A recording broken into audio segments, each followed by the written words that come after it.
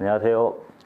공동체 활성화 방안 강의를 맡은 최상일이라고 합니다. 아마도 지금 지역에서나 어디에서나 공동체 육성과 활성화에 관심이 많은데 현장에 활동하는 저와 함께 그런 고민을 나눠보라고 이 시간을 만들어 주신 것 같습니다. 그래서 제가 경험했던 걸 바탕으로 해서 구체적인 내용들을 바탕으로 같이 이야기를 나누도록 하겠습니다. 저는 예전에 좀 환경운동을 좀 하다가 지금은 그 농촌 마을을 다니면서 마을을 살리기 활동, 공동체 육성 활동, 컨설턴트 활동들을 하면서 지금 보내고 있습니다. 지금 강의가 지금 이제 아마도 이제 비대면으로 되다 보니까 아마도 이제 제가 하는 말들이 기계로 전달되고 그걸 아마 이제 화면으로 보고 계실 텐데 그래서 아마 이제 보통의 사람을 앞에 놓고 얘기하는 거랑은 다른 차원의 소통 방식이 될 것 같아서 어떻게 하면 조금 더 앞에 놓고 같이 대면자들과 얘기하는 방식이 소통을 할 수 있을까 고민하다가 내용도 아마도 이제 이런 이론보다는 좀 사례 중심으로 그리고 논리보다는 좀 스토리 중심으로 하고 또 여러분과 제가 같이 현장에서 활동하고 있던 느낌을 바탕으로 이 강의를 진행하면 조금 더 뒤늦게 들으시더라도 화면을 통해 보시더라도 조금 더 실질적이고 구체적인 내용들로 이해하지 않으실까 해서 그렇게 준비를 했고 그렇게 한번 나누도록 하겠습니다. 제가 오늘 할 순서들은 공동체란 무엇인가에 대한 이야기를 한번 같이 얘기해보고 그 다음에 제가 다니면서 봤던 마을 공동체 활동의 사례들 특히 이제 실패한 사례들도 가끔 말씀을 드릴 거고 또 그렇다면 이제 공동체 활성화를 어디로부터 시작할 것인가 그리고 공동체 활성화의 핵심인 주민 동아리들을 어떻게 키울 것인가 더 나아가서 지금 이제 주민자치가 굉장히 많이 커지고 있는데 이런 주민자치를 통해서 어떻게 공동체를 활성화시킬 것인가에 고민을 해보고 마지막으로 공동체 활성을 위한 활동가들이 어떻게 그 주민들과 사람들과 소통할 수 있을지 소통법에 대한 얘기를 하면서 이야기를 좀 마무리하려고 합니다. 자, 먼저 첫 번째 주제는 마을 공동체란 무엇인가입니다. 그래서 마을 공동체에 대한 정의를 해보고 마을 공동체 활성화의 3대 요소를 찾아보고 공동체 활성화의 진단 및 대안을 찾아보고 활성화 전략들을 같이 고민해 보도록 하겠습니다. 자, 그러면 먼저 공동체를 하기 전에 마을이란 무엇일까요? 그리고 마을은 지금 시골 마을도 있고 농촌 마을도 있고 어촌 마을도 있고 도시에서도 지금 마을이란 말을 많이 쓰고 있죠. 그래서 마을은 정의상으로는 사람들이 모여 사는 사회생활의 단위로서 인간 생활의 기본 단위인 가족 또는 집들이 모여 정치, 경제, 사회, 문화의 통합을 이루고 있는 지역 집단이라고 정의를 하는데 조금 어렵죠. 그러다 보니까 마을은 첫 번째로는 우리들이 생활하는 일상의 생활 공간을 의미합니다. 그래서 우리 마을이 길, 주택, 시설, 가로등 이런 공간 자체 전체를 마을이라고 먼저 표현을 하고요. 두 번째, 그 안에서 같이 생활하고 생활 환경을 공유하는 사람들을 말합니다. 그래서 사람들을 마을에서 봐야 되고요. 더 나아가서 이 공간 안에서 그들이 사람들과 같이 만들어내는 공동체와 그런 문화들을 같이 통괄해서 통칭해서 마을이라고 표현합니다. 그래서 마을 만들기를 할 때는 이 세 가지를 다 고려해서 해야 되고 어느 한쪽에 치우치지 않도록 해야 된다는 거고 특히 그 안에서 살고 있는 사람들과 사람들이 이루어 나가는 문화에 대해서 중심을 두고 공동체를 활성화시키는 방안들을 고민해야 된다고 보고 있습니다. 그래서 마을 공동체라는 것이 생활을 같이 영위하면서 경제, 문화, 환경을 공유하는 어떤 공간, 마을 안에서 주체적으로 우리들이 같이 나서 환경을 개선하고 문제를 해결할 수 있도록 마음과 뜻을 모아나가는 주민자치 공동체라는 거죠. 그러다 보니까 마을 스스로가 자치적이어야 되고 조금은 자급적이어야 되고 주민들이 만족하는 자족적이어야 되고 그 안에서 공동체가 형성이 되고 지속 가능해야 된다는 겁니다. 그래서 마을 공동체는 좀 복잡하지만 어쨌든 공간 안에서 사람들이 이루어지는 활동들을 말한다는 거죠. 자, 그러면 마을 공동체를 활성화하기 위해서는 어떻게 해야 될까요? 그리고 마을 공동체 하기 위해서는 어떤 부분을 강조해야 될까요? 지금은 대부분 마을 만들기라고 한다면 아마도 지금 대부분들이 삼터 가꾸기, 즉 공간을 만들기인데 주민들 스스로 마을 환경을 가꿔나가는 활동들, 기반 시설을 들이는 활동들, 도로를 확장하는 활동들, 마을 공유 시설을 더 많이 만드는 활동들, 경관을 개선하는 일들을 마을 만들기라고 하고 있습니다.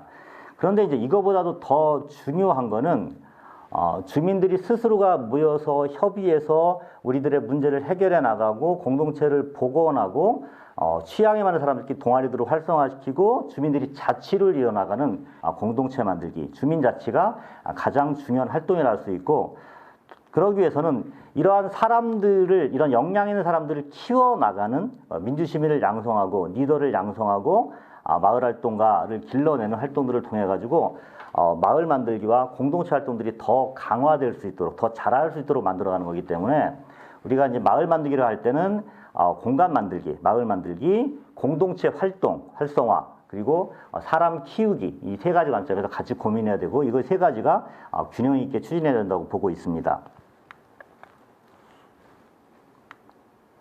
예, 그래서 현재 그 지자체별로 지자체 각 지역의 특성에 맞는 공동체 활성화, 마을 만들기에도 고민이 많습니다. 특히 이제 지난해에 농식품부에서 그동안에 중앙에서 심사하던 마을 만들기 사업들이나 이런 그런 거를 지방으로 이양을 해서 이제는 시와 군이 알아서 이제 마을 만들기 사업이나 공동체 활동을 해야 되기 때문에 지방분권도 강조되고 있어서 지역별로 어떻게 하면 우리 고장에 맞는 공동체를 활성화시키고 공간을 만들 것이라는 고민을 많이 하고 있고, 그런 전략들을 수립하려 고민하고 있습니다. 아마도 이 강의도 아마도 이제 예산이나 아산 지역의 이런 공동체 활동들을 어떻게 키울 것인가라는 고민 속에서 나온 것 같고, 그런 사람들을 길러낸다는 인식 속에서 이런 강의들이 만들어진 것 같습니다. 그래서 우리 동네에서는, 우리 지역에서는 어떻게 마을 만들기, 공동체 활성화, 거기서 활동하는 사람들을 어떻게 키울 것인가는 세 가지 고민들을 같이 하면서 한다면 우리 지역에 맞는 그런 매뉴얼들을 만들 수 있지 않을까 생각을 합니다.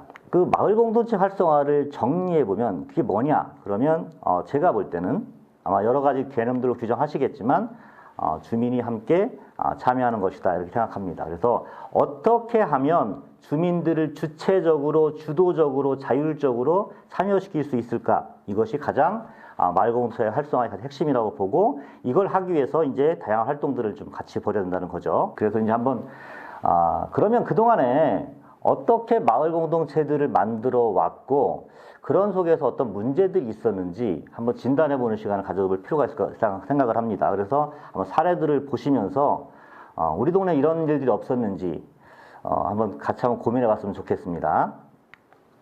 자, 먼저요. 지난달에 충북의 어느 마을을 갔는데 마을의 이장님하고 마을 분들이 그 동네가 이제 그 한 5억짜리 마을 사업을 쭉 해놨는데, 그 마을 사업을 진행한 걸 보고 나가지고 주민들이 그렇게 얘기를 합니다. 고작 저거 하려고 저렇게 주민들을 3년 동안 고생시키고 힘들게 했냐고. 이장님도 봐도 자기가 그렇게 노력했는데 그 해놓은 그 공원 하나 만들어놨는데 그 공원 자체가 마음에 안 드는 거예요. 그래서 마을 사업을 끝냈는데 주민들이 이거 하려고 했는지 무엇을 했는지 남는 게 없다. 그래서 이 원인을 찾아봤더니 주민들이 열심히 도와주긴 했는데 주민들이 같이 함께하고 한 것이 아니라 주로 관이 나와가지고 관이 공사하고 관이 예산 쓰고 안 되는 거 되는 거 설치하다 보니까 주민들의 그 눈높이에 전혀 맞추지 못하는 사업을 한 거예요. 그래서 마을 만들기 사업을 하려면 주민들이 같이 해야 하고 주민들이 그걸 보고 만족하고 행복해져야 된다는 거죠. 근데 지금에 있는 마을 만들기 사업들을 보면 거의 계획을 세울 때는 주민들이 세우지만 사업을 진행할 때는 관이 주로 하다 보니까 사업이 끝나고 나면 주민들의 만족도가 기대했던 것보다 훨씬 떨어지는 수치가 나타나는 결과를 벌어서 이런 문제들이 지금 문제점으로 좀 지적되고 있습니다. 두 번째는요.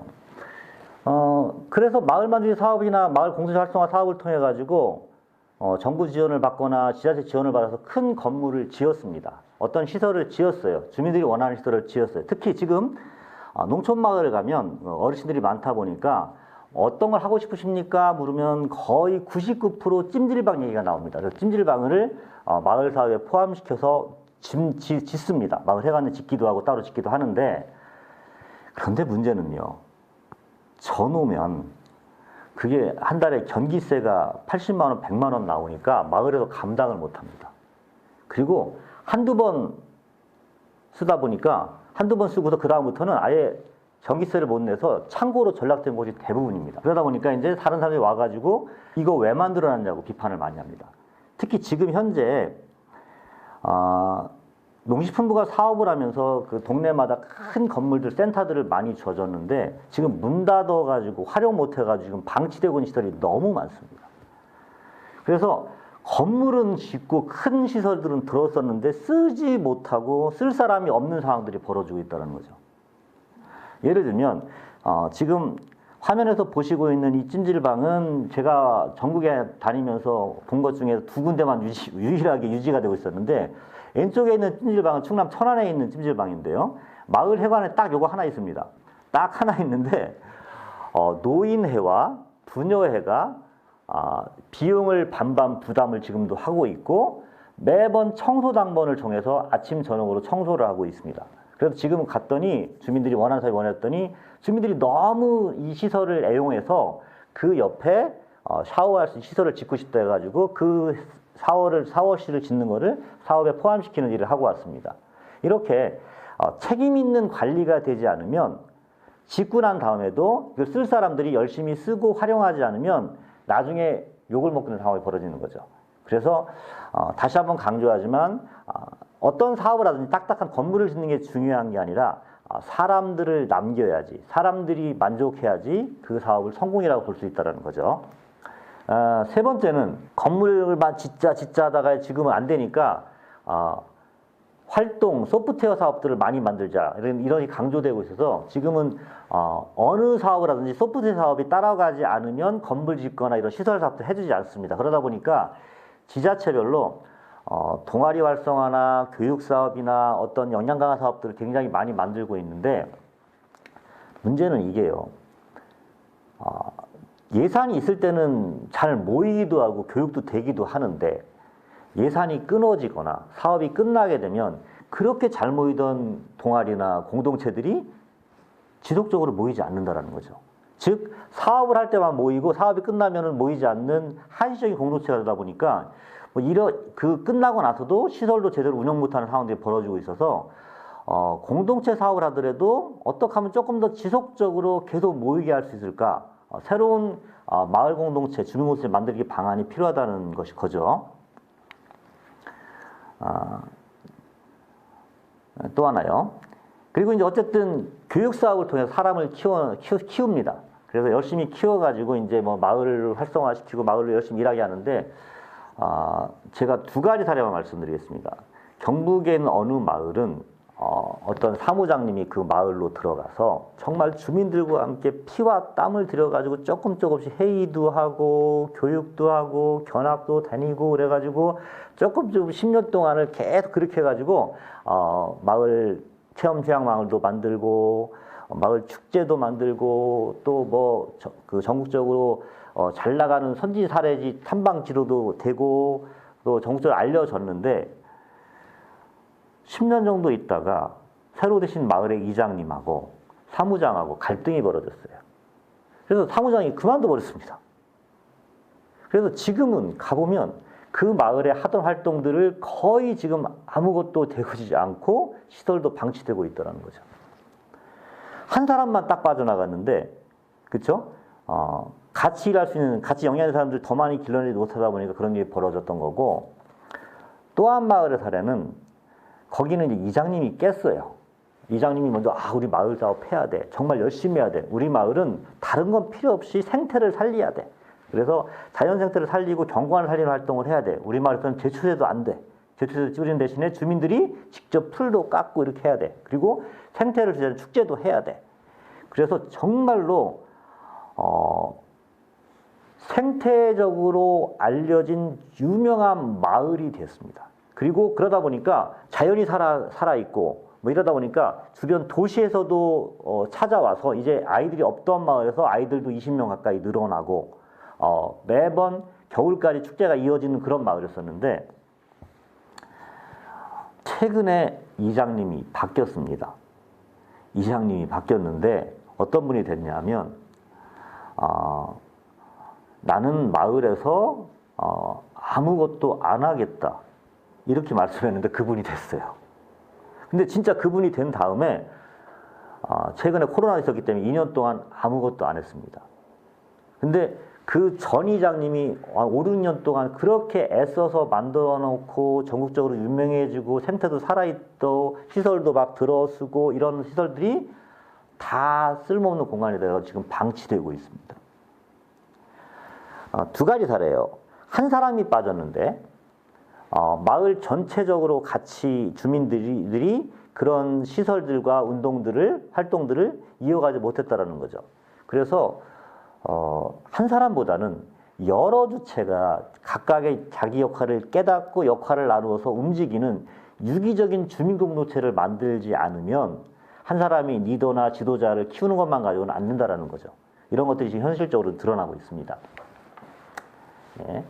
그다음에 이제 최근에 행복마을 컨테스트 해가지고 마을 만들기 컨테스트 해가지고 이 농협에서도 주고 농식품부에서도 주고 이래가지고 마을별로 마을 만들기 자랑대회 컨테스트를 계속 열고 있습니다. 그래서 사실은 그게 이제 보편적인 마을 만들기 사업보다 훨씬 더 효과가 높다고 하는데 주민들이 아침 낮에 일하고 밤에는 와가지고 난타 치고 노래 부르고 공연 연습하고 그래가지고 이런 컨테스트를 준비하고 우리 마을 이런 마을이라고 자랑하는 컨테스트를 하는데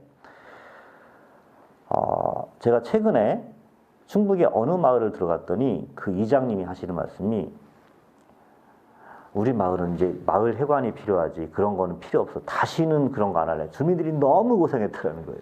즉 상을 타기 위해서 대회를 나기 위해서 주민들을 억지로 동원했던 모습이 드러난 거고요.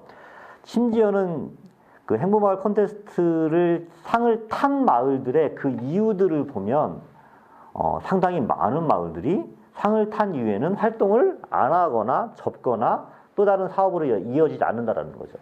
그래서 외부의 지원이나 상금이나 이런 것들은 유인책은 될 수 있지만 진짜로 마을 공동체를 활성화시키는 한계가 있다는 거기 때문에 마을 스스로가 어떻게 자립적이고 자율적으로 스스로 자족적인 공동체를 만들 것이냐 고민들은 또 생기게 된다는 거죠.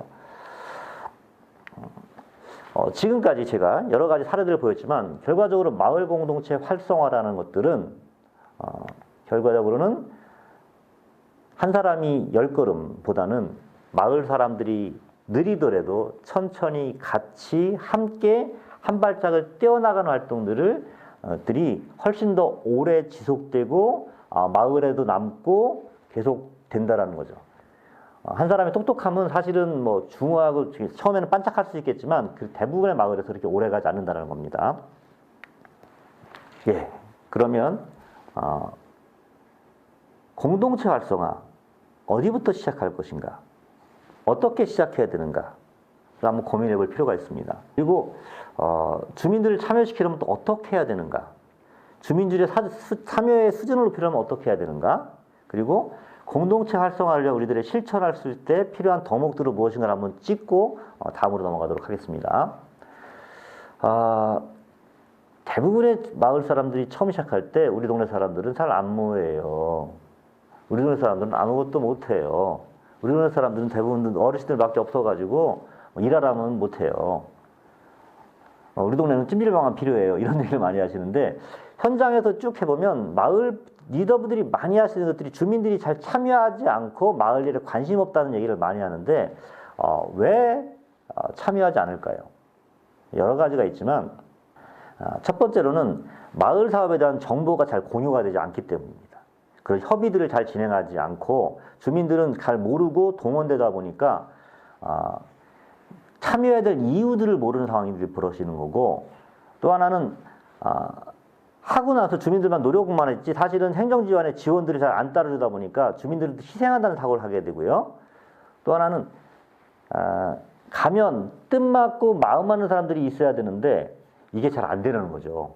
그래서 뜻맞고 마음 맞는 사람을 만들어주는 게 중요하고 더 나아가서 어떤 마을의 문제들이 가지고 우리가 회의를 하고 그러면 해결되는 경험, 개선되는 경험을 해야 되는데 그게 예산이라고 것들은 나중에 책정되고 있기 때문에 그 시간의 텀이 있기 때문에 그런 것들이 구체적으로 느끼지 못하라는 거고 마지막으로는 마을 분들이 모여서 회의를 하게 될 때 보면 전체적으로 서로 이렇게 민주적인 회의를 진행하기보다는 자기 말만 하고 싸움 말만 많아지고 결정으로 진행되지 않는 이런 민주적인 의사결정들이 빈약하다 보니까 주민들은 사실은 가봐도 한마디도 못하지 뭐 하라는데 뭔지는 잘 모르겠지 이러다 보니까 실제로 주민들은 뭐 마을 일에 크게 관심이 없고 이장이 오라면 오고 뭐 오지 말라면 안 오고 이런 식이 돼버리는 거죠.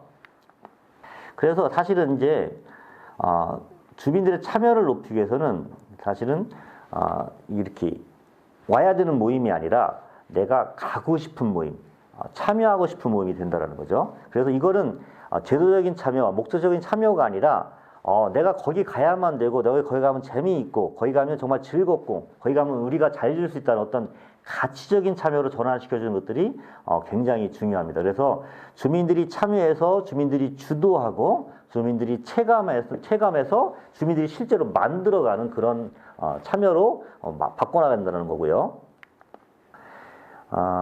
그리고 마을 공동체 활성화를 쭉 하다 보면 사실은 굉장히 속도가 느리고요. 말이 참 많이 나옵니다. 이 얘기, 저 얘기, 뒤에서 뒷담화도 많이 나오고.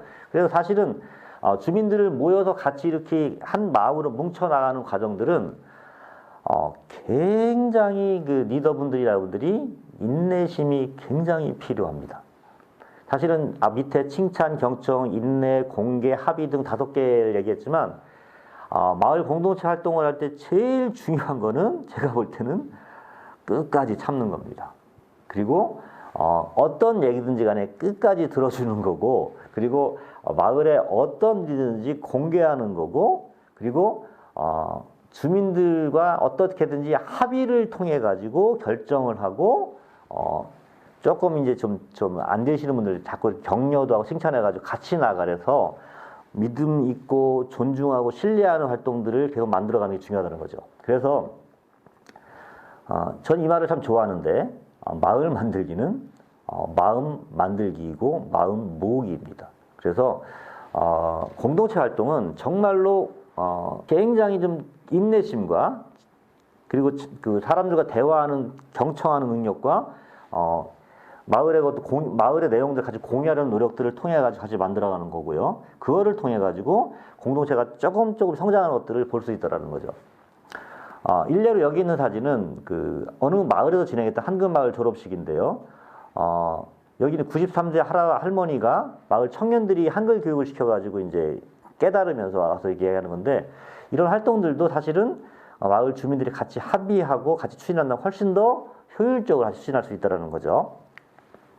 그래서 마을 공동체 활성화는 결과적으로는 마음을 모으고 마음을 만들고 같이 마음을 드러내는 활동이라는 걸 생각하시면서 여기까지 하고 잠깐 쉬었다가 진행하도록 하겠습니다. 예, 지금까지 마을 공동체란 무엇인가 그리고 마을 공동체 마을 만들기의 여러 가지 사례들 그리고 마을 공동체 만들기 위해서는 어떠한 자세와 어떤 덕목이 필요한가 뭐 이런 얘기들을 쭉 했습니다.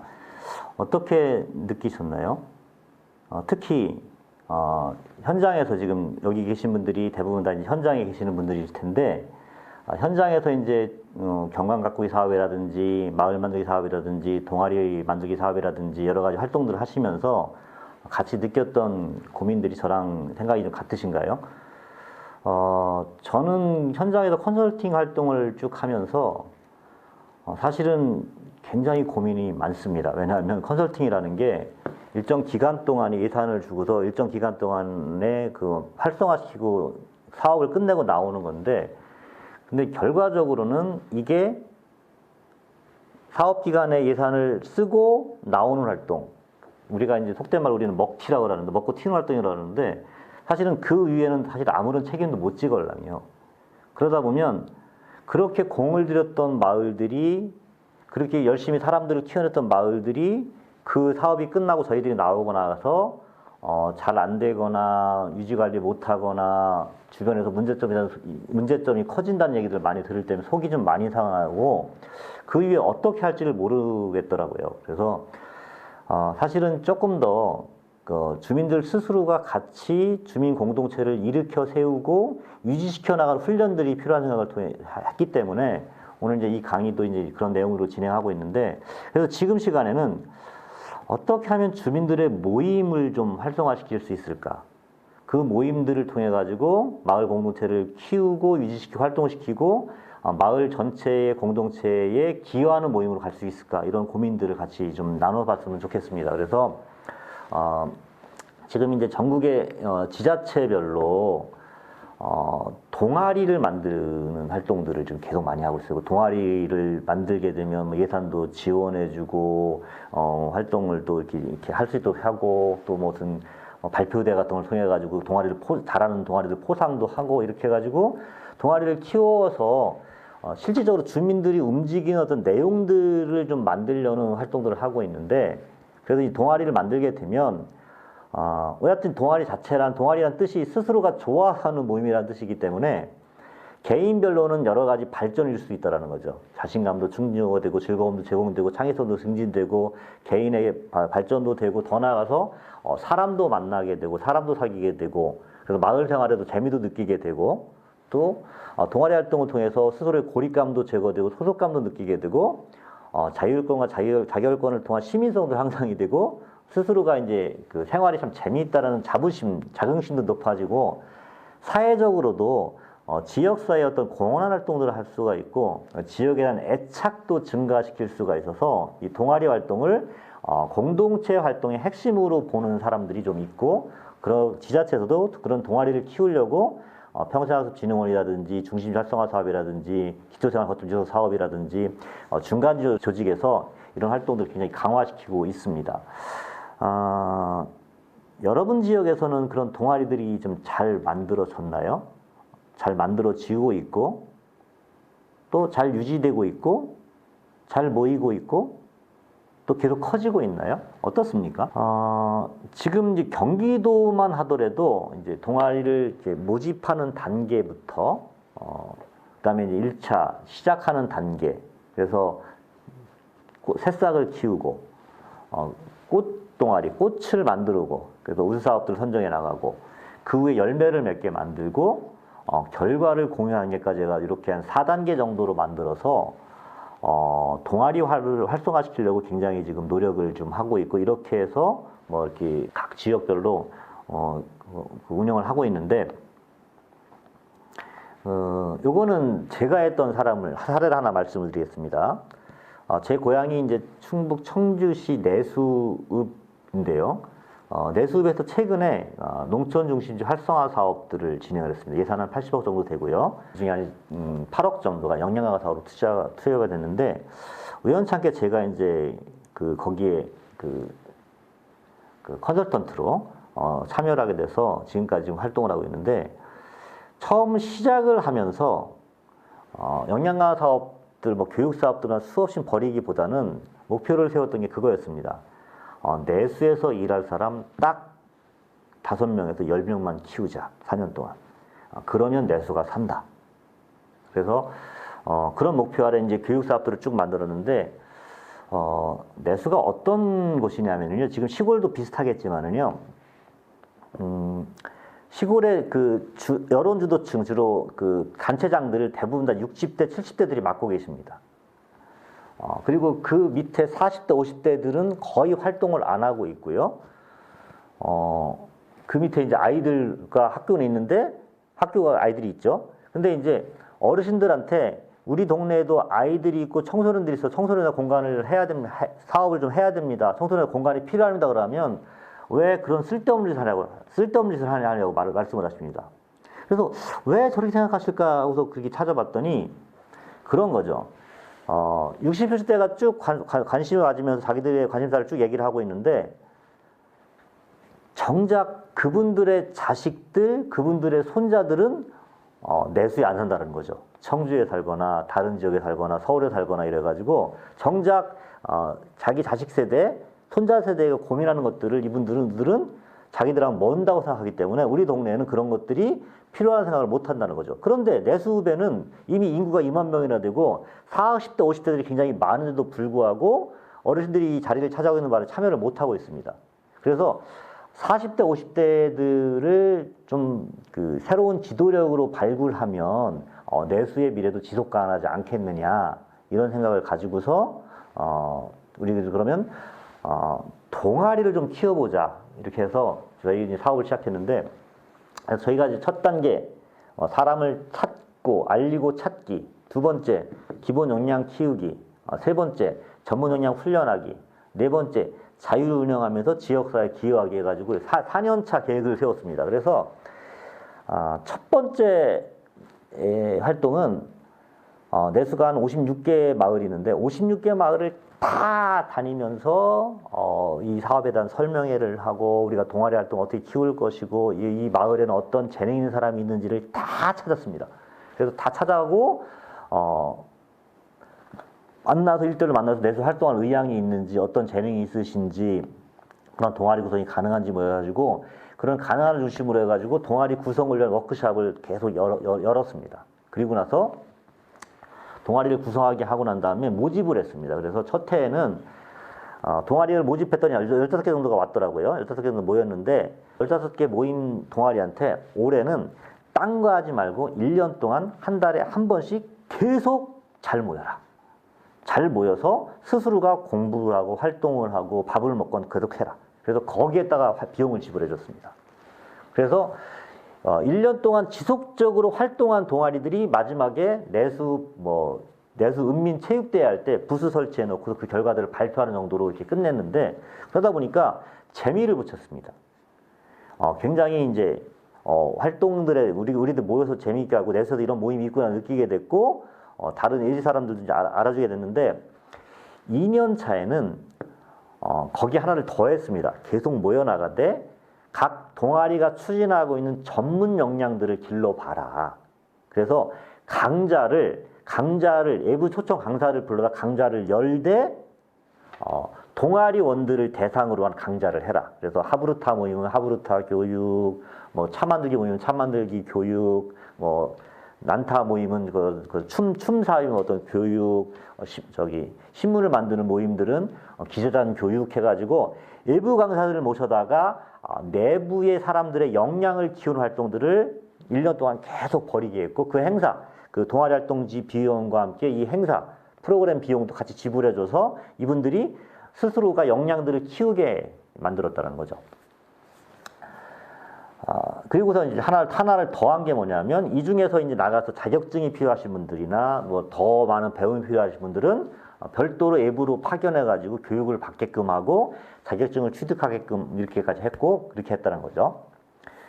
그리고 나서 이제 그 마지막에는 외부 강사가 아니라 동아리원이 강사가 되셔라. 그 강사가 되셔서 이분들이 내수 은민들, 내수의 마을 주민들을 대상으로 한 사업을 해라. 그래서 그런 자기들의 동아리를 내용을 바탕으로 해가지고 내수민들과 나누는 지역사회에 기여하는 활동, 어디는 경관 개선사, 어디는 문패 만들기 사업, 어디는 어떤 공연하는 거, 어디는 공예품 만드는 거 이런 것을 그 내수에서 개최해서 열고 심지어는 마을에 찾아가서 그 주민들과 같이 나누는 사업을 통해 가지고 내수의 젊은 사람들과 동아리들이 이렇게 활동하다는 것들이 있다는 것들을 외부에 알리는 사업까지 진행을 해서 지금 이제 올해가 이제 저희가 마지막 해인데 15개 정도의 동아리들이 지금 그렇게 활동을 하고 있고 이 중에 두 개는 협동조합과 마을기업으로 2개는 사회적 협동조합으로 또 하나는 뭐 이제 사회적 기업으로 해가지고 한 4-5개 정도가 이제 사회적 그 육성 조직으로 바뀌었고요. 내수에 이제 도서관이 들어오면서부터 평생학습진흥원과 연계한 프로그램들도 나머지 도서관은 연계돼가지고 이외에도 지속적인 활동을 할 수 있겠다라는 거죠.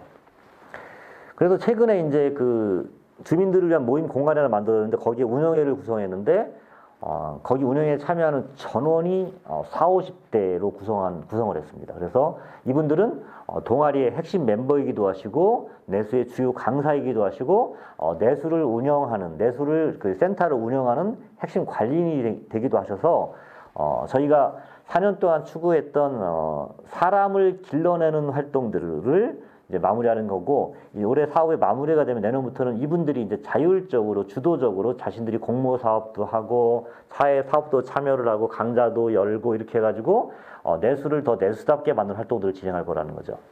그래서 동아리를 만들어가는 것들은 어떻게 보면은 단번에 되지를 않고 조금은 체계적이고 전략적인 계획이 필요하다는 말씀을 드리겠습니다. 그래서 각 지역별로 어떤 방법으로 동아리를 활성화시킬지 모르겠지만 보다 더 체계적이고 보다 더 기획을 바탕으로 해서 우리 동네에서 어떤 사람들을 키우겠다는 분명한 목표를 가지고 진행한다면 이렇게 동아리들을 활성화시킬 수 있을 거라고 좀 생각을 합니다.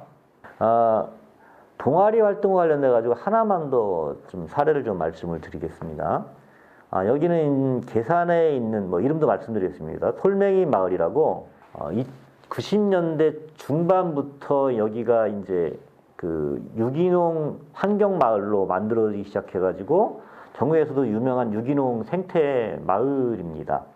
근데 이제 여기 이제 대부분들이 이제 귀농하신 분들이 많이 들어오셨는데 귀농하신 분들이 이제 들어오셔서 이제 활동을 쭉 하다 보니까 이제 대부분이 귀농하신 분들이 기존에는 원주민들보다도 많이 배우시고 경험도 다양하다 보니까 잘 이렇게 안 섞이는 경향들이 있었는데 여기를 가봤더니 주부들끼리 3-4명들이 시작한 모임들이 조금씩 커져서 어느 날 이제 그 안학이라는 그 소모임을 만들었고 이 소모임에 있는 분 중에 한 분이 뭐 사회에 있을 때 어린이 동화책을 그림 그리는 것들을 만들었던 작가분이셨는데 이분을 중심으로 해가지고 동화책 만들기 모임이 만들어져서 한 1년, 2년 정도를 계속 그림도 배우면서 스토리도 구성해보고 그림도 그려오면서 훈련도 받으면서 2년 동안 진행해서 이 모임에 참석했던 한 10명, 10명 전원이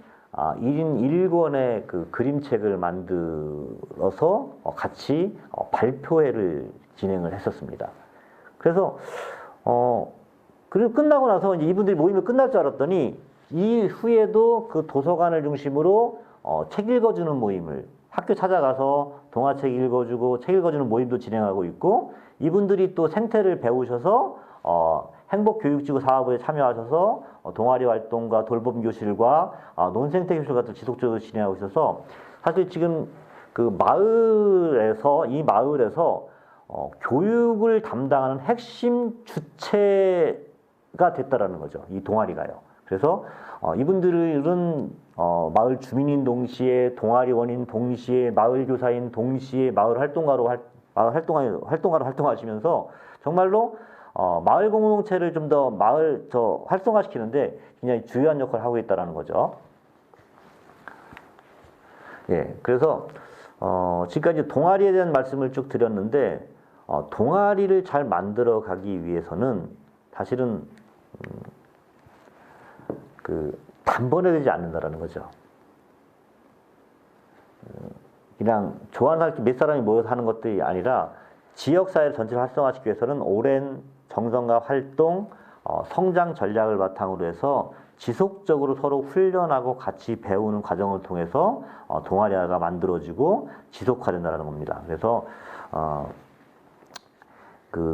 저희들도 쭉 해보지만 사실은 이 동아리가 있어야지 주민들의 모임들이 있어야지 모임들이 지속화돼야지 그 마을 사업이나 마을 공동체 사업이 성공했다고 볼 수가 있지 어떤 사업이 끝나는데 아무도 안 모인다.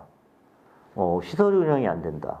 주민들은 더 이상 필요성을 못 느낀다. 그렇다면 그 사업을 왜 했는지에 대해서 다시 한번 검토할 필요가 있고 다시 점검을 통해 가지고 주민들의 공동체를 활성화시키는 방안들이 무엇인가를 다시 고민할 필요가 있다는 거죠.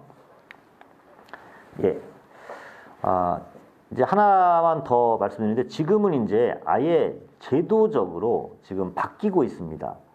그동안에 이제 그 읍면 동별로 주민자치센터라고 해서 주민자치센터를 중심으로 다양한 교육 모임들, 교육 활동들을 계속 벌여왔습니다. 그래서 뭐 댄스, 서예, 뭐 탁구, 게이트볼 이런 걸 통해 가지고 주민자치 모임들을 쭉 진행했었는데 이게 이제 단순히 그런 교육 모임이 아니라 아예 지역의 문제를 스스로 설정하고 스스로 해결해 나가는 주민자치회로 지금 전국적으로 전환이 되고 있습니다. 그래서 공동체를 활성화시키는 핵심 수단이 주민자치회가 되고 있는데 그동안의 관성 때문에 사실은 그동안에 이런 사업을 해본 경험도 부족하고 또 그동안에 동아리 운영만 쭉 해왔던 관계고 지역 의제나 지역 문제에 대해서 직접 나서본 적이 없는 이런 상황이기 때문에 지금 많이 시행착오를 겪고는 있지만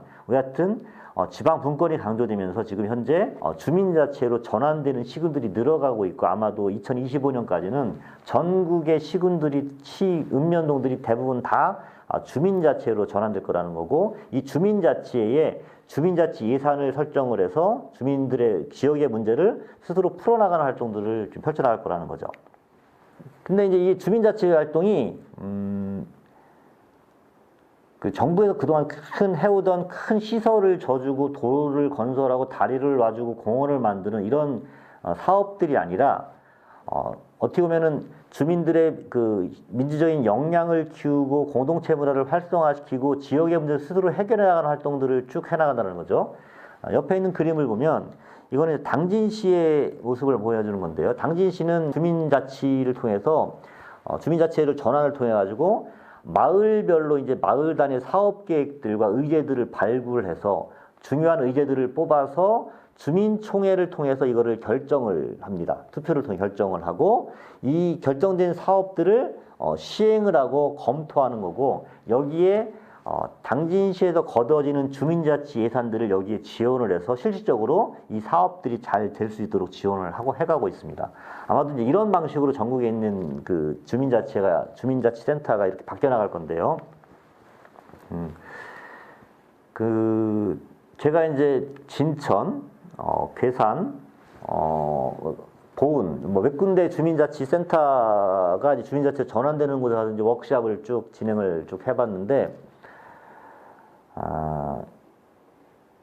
주민들과 이제 처음에 제일 중요한 것들이 주민자치를 구성하는 것 다 한 다음에 먼저 우리는 그럼 어떤 사업을 할 것인가, 우리가 지역에서 어떤 활동을 할 것인가 해서 지역의 의제를 설정하는 게 제일 중요해서 그런 의제 설정하는 그 회의에 매번 참여해가지고 그런 그 회의를 그 주제를 준 적이 있는데 그 지역의 문제들을 가장 잘 아는 사람들이 주민들이기 때문에 주민들 스스로가 지역의 문제를 찾아서 이 문제를 우리들이 어떻게 해결할까라는 방향을 찾고 사업계획을 세워서 추진해 간다는 거죠.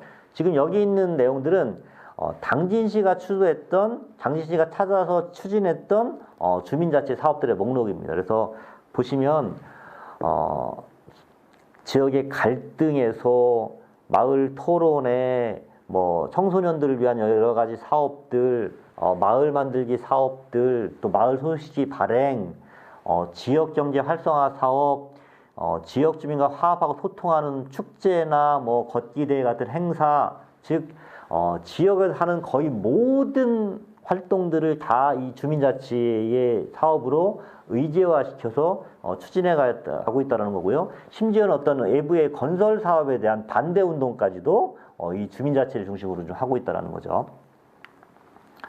그래서 이제 전국적으로 지금 계속 그런 그 의제들 좀 잘 활동을 잘하는 것들을 발굴하기 위해서 그런 사례들도 계속 만들고 있는데 작년 같은 경우가 이제 뭐 그 여러 군데서 이제 그렇게 뽑혔죠. 그래서 자치계획을 수립하는데 그다음에 이제 주민들이 사회적 협동조합을 수립해가지고 마을회관을 민간 운영하는데 생태 보존을 위해서 노력한 활동들, 뭐 심지어는 그 주민들과 아이들을 위한 마을 교육 활동들을 한 곳, 그다음에 이제 공동체에 참여해가지고 이제 마을 협치 네트워크를 출범시켜서 마을 활동가를 키우는 것까지 다양한 사례들이 발굴되고 있는데 그래서 이제 어쨌든 마을의 의제를 설정할 때는 이게 좀 주민들 스스로가 실행 가능한지, 이게 할 수 있는지 이런 거 하고, 두 번째 이게 전체 주민들을 위한 공익적인 사업인지 활동인지, 또 하나는 이런 사업들이 정말 우리 동네에 우리 지역에 시급한 일인 건지,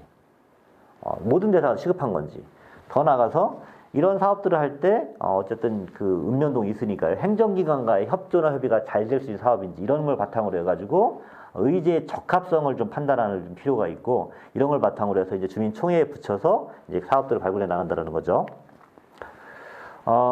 제가 했던 사항 중에 하나가 이게 지금 그 진천의 어느 면에서 추진했던 의제 발굴입니다. 보면은 주민들 스스로가 소식지 발굴, 면민의 날 제정, 주민들 스스로 사회협동조합 만드는 거, 마을로 찾아가는 뭐 스마트폰, 정보와 교육, 그다음에 이제 주민들을 위한 어떤 건강 교실, 대학생 멘토링 교육, 뭐 이런 다양한 의제들을 발굴해가지고 이것들을 올려서 주민들이 우선순위 결정한 다음에 올해부터 한번 시범적으로 운영해 본다라는 거죠. 그래서 주민들이 스스로가 그 우리 지역의 문제를 같이 해결해 보는 그 훈련을 통해 가지고 지역 공동체를 강화시켜 나가는 활동들이 바로 주민자치 활동이라고 볼 수가 있다는 겁니다. 이제 하나만 더 이제 추가적으로 말씀을 드리면 최근에 이제 공동체 활동에서 좀 어려운 게 시설들을 1년 내내 문을 걸어 놓네요. 못 들어가게 하네요. 경로당도 잠궈 놓네요. 그래서 어른들이나 사람들이 모일 공간이 없고 지금 최근에 마을을 가보면 1년 내내 회의를 한 번도 안 하는 마을도 있습니다. 교육을 한 번도 안 하는 마을도 있어요. 그냥 이장님만, 심지어는 이장협의회 모임들도 면사무소에서 하는 협의회 모임들도 거의 안 한 면도 많더라고요. 즉 지금 이제 시대가 바뀌면서 사실 코로나로 인해 가지고 우리들의 모이고 소통하는 방식들도 지금 많이 바뀌고 있다는 거죠. 그래서 사실 이제 비대면 같은 것도 활용해야 되는데 고민이 좀 있습니다. 사실 이게 이제 그 마을에 특히 이제 농촌 시골 마을에 이런 비대면 소통을 할 수 있는 어떤 컴퓨터 전산망이라든지 컴퓨터라든지 이런 시설들이 들어와 있는지 또 이런 것들을 제대로 작동시킬 수 있는 사람들이 있는지 이런 경험을 경험해 본 적이 있는지 걱정을 좀 많았죠. 그래서 작년에 한번 그냥 그 귀농귀촌 토론회하고 그 주민들 농업인들 대상으로 교육을 비대면으로 쭉 해봤는데 처음에는 이게 될까 다 의심했었는데 하니까 되더라고요. 방법들도 공유해야 되고 주변에서 같이 배울 수가 있어서 이게 모여지게 하고 논의가 되고 다양한 협의가 가능한데 문제는 이제 이게 비대면으로 보는 것들이 지금 여러분들이 듣고 있는 거와 마찬가지로 하나의 기계를 거쳐 나가서 여러분들 화면으로 보기 때문에 이게 인간의 대면 접촉하는 방식하고 좀 틀리다는 거죠. 그래서 이게 소통이 제대로 되고 있는 건지 의사가 제대로 전달된 건지 내 얘기를 제대로 알아듣고 있는 건지 우리가 제대로 결정한 건지 이런 것들을 판단하기가 어렵다는 겁니다. 그래서 사실은 이제 비대면 시대에도 사실은 대면과의 병행이 더 중요한 부분도 있고요. 또 그런 비대면에 맞는 방식들의 어떤 결정 방식이라든지 서로의 의견 나눈 방식이라든지 확인 방식들이 서로 이렇게 같이 합의를 통해 만들어놨더니 필요하다는 부분이 좀 있어서 고민을 하면서 같이 만들어갈 필요가 있다는 거고 이런 부분들도 공동체 모임이나 활성화에서 사실은 활용이 얼마든지 가능한 거고 그 한계를 알고 그런 것도 극복해 나간다면 도움이 된다고 생각을 하고 있습니다. 자, 지금까지 저는 이제 동아리 활동에 대한 활성화부터 시작해서 공동체 활성화 그리고 주민자치를 활성화 그리고 비대면사의 소통까지 쭉 말씀을 드렸는데 어떻게 들으셨습니까? 마을에서나 지역에서나 이런 활동들이 좀 가능하실 거라고 보십니까? 그러려면 어떤 사람들 같이 모임을 같이 만들고 그런 공동체를 같이 구성해보고 운영해보고 해보시겠습니까? 예. 다음에는 그러면 이제 실제로 그런 사람들을 만날 때 어떻게 좀 만나는 것들이 좋은지 내가 어떤 자세를 갖는 것이 좋은지 이런 얘기들을 좀 같이 한번 해보도록 하겠습니다. 예. 마지막 장으로 넘어가는데 결론을 치자면 주민자치는 지역 문제를 주민들 스스로 민주적으로 함께 해결해 나가는 과정이라는 겁니다. 그래서 지역의 문제를 스스로 설정하고 해결해 나가는 노력을 같이 하는 통해서 주민자치의 역량들이 성숙한 거고 그걸 통해서 공동소유인들도 같이 더 성숙한다는 거죠. 이제 마지막으로 우리가 이제 공동체를 만들고 또 지역사회에서 여러 사람들을 만나다 가다 보면 제일 많이 걸리는 게 사실은 이제 사람 관계입니다. 사람이 늘 이렇게 좋은 사람만 만나는 거면 좋겠지만 마을에서 보면 이제 정말 보기 싫은 사람도 있고요. 나랑 체질적으로 안 맞는 사람도 있고요. 더 나아가서 보기만 해도 화나는 사람도 있습니다. 이런 사람들이 같이 섞여 산다라는 건데 이런 사람들과 어떻게 소통하고 이런 사람들도 같이 공감하고 참여시킬 수 있을까? 이게 사실은 공동체 활동을 하는 사람들의 속 깊은 고민입니다. 그래서 사실은 이제 공동체 교육을 할 때마다 이 소통을 어떻게 할 것인가, 어떻게 하면 조금 더 이렇게 의사소통이나 민주적 결정을 할 것인가, 이렇게 막 큰 소리치고 반대하는 사람도 어떻게 설득할 것인가, 이게 사실은 굉장히 고민인데 뭐 방법은 뚜렷하게는 없습니다. 뭐 노력하는 수밖에 없는데 그래도 약간의 이제 팁을 좀 드린다면 뭐 이런 관점을 좀 가지면 어떨까 생각이 듭니다. 이게요, 아까 뭐 리더 한 분이 잘한다고 해서 마을이 발전하는 경우도 있지만 꼭 그런 것만 아니라는 걸 말씀드렸는데 마을 전체 주민들의 의사, 적극적인 참여 속에 나온 전체적인들의 의사가 어떻게 보면 리더 한 사람의 의사나 생각보다도 훨씬 더 합리적이고 올바를 수 있다라는 거죠. 그래서 사실은 이런 공동체 활동의 정신 중에 하나는 한 사람의 똑똑함보다는 한 사람의 잘남보다는 여러 사람들의 집단적인 참여 속에서 나오는 의사결정이나 합의안들이 훨씬 더 효율적이고 괜찮다라는 거죠. 이거를 이제 우리는 이제 집단지성이라고 표현하는데, 그러려면 이제 우리 마을 속에서 자율적으로 참여한 사람들이 어떻게 좀 더 집단지성을 발휘하게 할 것인가, 마음 놓고 편하게 얘기하는 것 속에서 어떤 그런 좋은 결정들이 나오게 할 것인가, 이런 건데요. 이 제목에 있는 대로 사공이 많으면 배가 산으로 갈까요? 뭐 그렇다는 속담이 있죠. 그렇지만 이 집단지성을 믿는 사람들은 사공이 많으면 하늘의 뜻도 알 수 있다고 생각합니다. 속 깊은 내용까지 알 수 있다는 거죠. 예를 하나 들어드리겠습니다. 저도 이제 어떤 퍼실리티를 들은 건데, 알래스카는 이제 눈이 많이 오죠. 눈이 많이 오는 마을인데 그 산골 마을에 고민이 하나 생겼습니다. 이게 뭔 고민이냐면, 이게 이제 전깃줄이 쭉 들어가는데 눈만 많이 왔다 하면 전깃줄에 눈이 쌓여가지고 전깃줄이 끊어지는 거예요. 전선줄이. 그래서 이게 너무 빈번하게 발생하니까 산골마을 사람들이 자꾸 이제 그런 전기가 안 들어가다 보니까 냉방이라든지 난방이라든지 여러 가지 어려움이 겪게 되니까 이 한전이나 이 당국자들이 어떻게 해결할까 고민이 많은 거예요. 그래서 그렇다고 저기다가 뭐 열선을 깔 수도 없는, 비용을 많이 깔 수도 없고 뭐 이렇게 별 고민을 하다가 그냥 이 담당자들하고 마을 주민들하고 마을 행정관들하고 마을 리더들하고 다 모여가지고 우리도 이 방법을 잘 모르겠다. 어떻게 하면 이 전깃줄이 안 끊어지, 눈이 와도 안 끊어지고 그냥 이렇게 그 전기가 잘 들어갈 수 있을까? 그냥 아무 생각이라도 좋으니까, 아무 아이디어라도 좋으니까 막 편하게 말씀해 주십시오. 그랬더니 별 얘기가 다 나오겠죠. 그렇죠?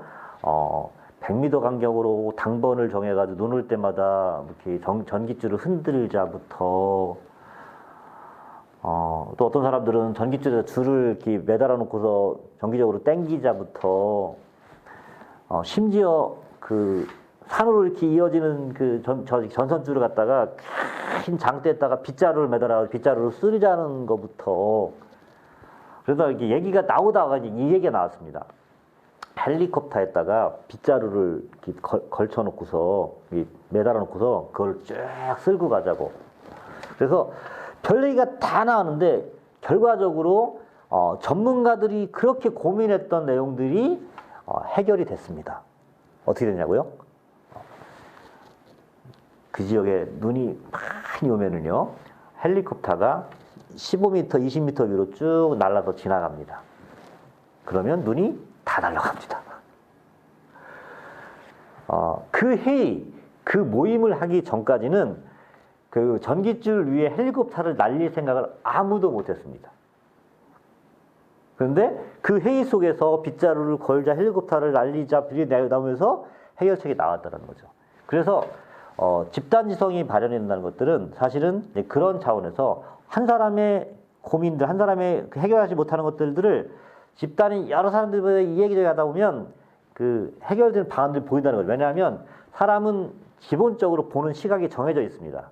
잘난 사람도 요만큼, 못하는 사람도 요만큼, 서로의 방향이 틀리겠죠. 근데 여러 사람들이 다 보게 되면 전체가 다 보일 수 있다는 거기 때문에 이런 집단지성이 발현이 되면 우리들이 집단이 해결하고자 어떤 것들을 해서 가장 합리적이고 가장 효율적이고 가장 좋은 대안들을 만들 수 있다는 거기 때문에 마을 공동체 활동을 하면서도 이런 마을 주민들이 자유롭게 참여해가지고 편하게 이야기할 수 집단지성들을 발현하게 하는 게 굉장히 중요하다는 거고, 저희 같은 퍼실리테이터들은 그런 거를 이제 업으로 하는 사람들이겠죠.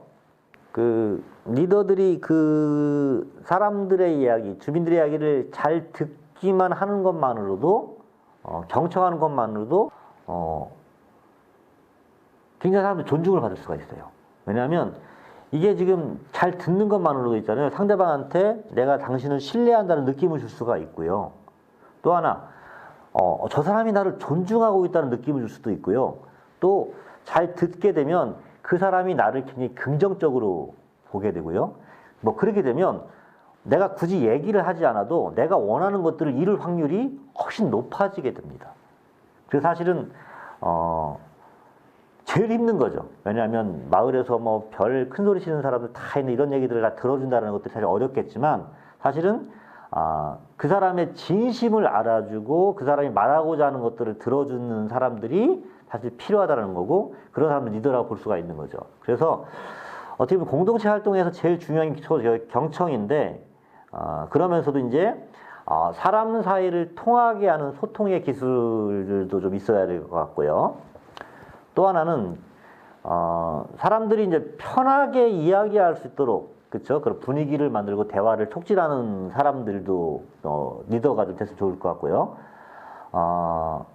그리고 그러다 보면 상대방을 이제 끌어들이고 호감을 갖게 하는 말하고 긍정적인 말을 많이 하고 말 그대로 이제 잘 들어주고 신뢰성 있는 그런 진정성 사람이 되는 것들이 리더의 공동체 활동의 중요한 덕목이라는 거죠. 저희는 농담 삼아서 이제 그 저희 후배 퍼실리테이터들한테 그런 말을 합니다. 당신들 마을이나 현장에 나가면 3가지만은 꼭 하고 와라. 첫 번째, 정말 저 사람 좋은 사람이구나, 정말 멋있는 사람이구나 인상을 심어줘라. 사람 좋은 사람이다. 두 번째, 저 사람 실력 있네? 저 사람 역량 있네? 이것도 심어줘라. 세 번째, 저 사람 무지하게 재밌네? 저 사람 너무 즐거워. 이 3가지 인상들을 반드시 심어주고 와라. 3가지 다 못하면 그 중에 하나라도 꼭 심어주고 와라. 이 3가지 중에 하나도 심어주지 못하고 오면 당신은 그 마을이나 그 공동체에서 다시는 안 부른다. 그렇겠죠. 그래서 사실은 리더는 상대방한테, 주민들한테, 참여자들한테 신뢰감을 주고 저 사람이 우리의 이익을, 우리의 이야기를 잘 들어주고 우리가 저 사람을 만나면 참 편해진다는 수 있다면 그런 공동체를 만들어가는 훨씬 더 도움이 되겠죠. 그래서 그런 것들을 같이 익혀나가는 것들이 필요하고, 사실은 현장에 있을 때마다 사실은 그 감정의 기복도 심하고 사람마다 대하는 방식도 틀린 속에서 저걸 유지하는 것도 힘들겠지만 그럼에도 불구하고 경청을 중심으로 서로 소통하는 노력들을 좀 많이 하신다면 그런 공동체를 만들어 가시는 데 큰 도움이 될 거라고 저는 생각을 합니다. 마지막으로요, 사람들은요 자기식대로 이해합니다. 그냥 제가 얘기를 하면 알아들은 것 같아도요, 그거는 알아들은 게 아니라 자기식대로 해석해서 알아들은 거예요. 그래서 다시 한번 확인을 하고 정말 제대로 알아들었는지 제대로 이해했는지 확인하고 물어볼 필요가 있다는 거죠. 그래서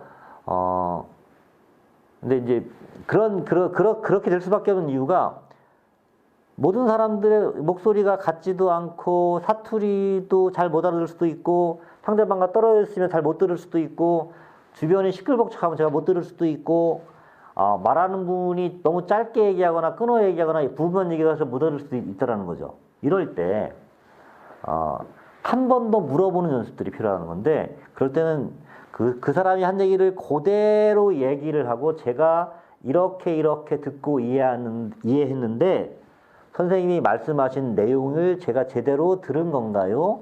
확인하는 질문이 필요하다는 겁니다.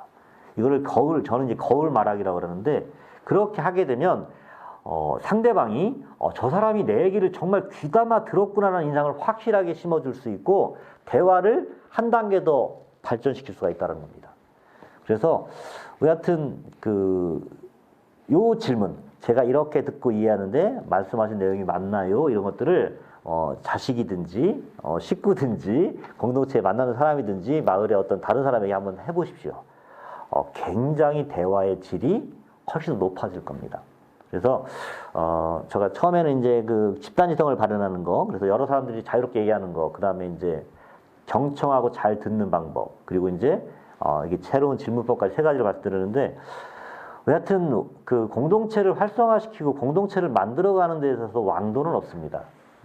그냥 어떻게 보면 지극하고 지속적인 정성과 노력이라고밖에 표현할 수 없는데 그런 거를 들이면서도 조금 더 이렇게 같이 하려면 주변에 여러 사례들도 많이 들어야 되고 또 그런 활동을 할 수 있도록 이런 소통의 기술이라든지 필요한 덕목들도 같이 배우고 익혀야 되고 그래서 지역의 공동체들이 조금 더 많이 활성화되고 커지는 그런 모습들이 좋겠고 특히 이제 지금 아산 지역에서도 새로운 공동체의 모범들이 좀 이번 강좌를 통해서 좀 많이 나왔으면 좋겠습니다. 그리고 혹시 뭐 필요하시다면 저를 뭐 계속 불러도 좋고요. 그런 회의가 필요하다면 저희가 퍼실리테이터 불러주시다면 훨씬 더 도움이 많이 드릴 수가 있을 것 같습니다. 여튼 지금까지 이런 내용들을 쭉 같이 경청해 주시고 들어주셔서 고맙습니다. 앞으로 더욱 발전하는 공동체가 예산과 아산 지역에 나오기를 기원하면서 강의를 마치도록 하겠습니다. 고맙습니다.